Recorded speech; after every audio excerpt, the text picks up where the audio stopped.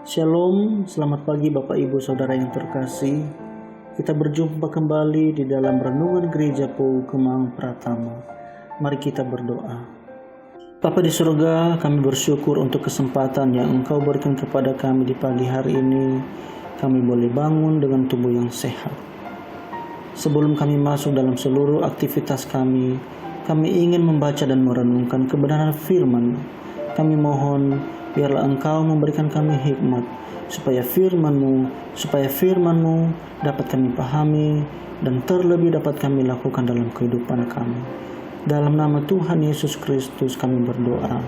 Bapak, Ibu, dan Saudara yang terkasih, tema renungan hari ini, puas dalam segala keadaan. Di dalam bacaan Filipi pasal 4 ayat 12 berbunyi demikian. Aku tahu apa itu kekurangan dan aku tahu apa itu kelimpahan.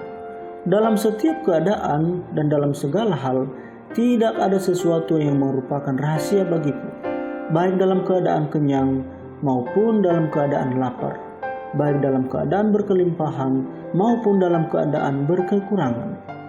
Bapak, Ibu, dan Saudara, tidak sedikit orang yang menjadi sombong manakala kelimpahan menghampirinya, memandang rendah orang lain dan merasa tidak lagi membutuhkan mereka, serta mengukur segala sesuatu dengan uang.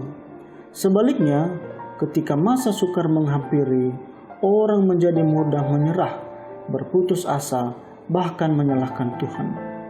Paulus mengakui kebaikan jemaat Filipi yang mengirimkan pemberian kepadanya saat ia menjadi tahanan di Roma. Jemaat Filipi tidak hanya mengurusnya saat ia ada bersama mereka, melainkan juga saat Paulus berangkat dari Makedonia ke Tesalonika. Namun, hal ini dilakukan Paulus bukan karena ia kekurangan atau supaya jemaat Filipi terus mengirimkan pemberian kepadanya. Paulus telah belajar mencukupkan diri dalam segala keadaan. Paulus sering dibelenggu, ditahan, dan berkekurangan, tetapi ia belajar menyesuaikan pikirannya dengan kondisi hidupnya, sehingga mampu berpikir tenang dalam melewati segala macam keadaan. Inilah pelajaran yang dapat kita ambil dari sikap Paulus ini. Pertama, mampu menyesuaikan diri dengan kesengsaraan. Dengan demikian, sekalipun terhina dan berkekurangan, kita tidak dikuasai oleh godaan yang menjadikan kita lupa akan penghiburan dalam Tuhan, tidak mempercayai pemeliharaannya, atau mencari jalan pintas demi mendapatkan kepuasan diri. Kedua, mampu menyesuaikan diri dengan kesejahteraan. Dengan demikian, di tengah kelimpahan kita tidak sombong, tidak lupa diri, merasa aman dan berfoya-foya. Dalam segala keadaan, tetaplah kita harus memandang Tuhan sebagai sumber kepuasan. Sebagai kata penutup di dalam renungan hari ini, Tuhan selalu ada dalam kekurangan maupun kelimpahan. Jangan sampai kita melupakannya. Mari kita berdoa.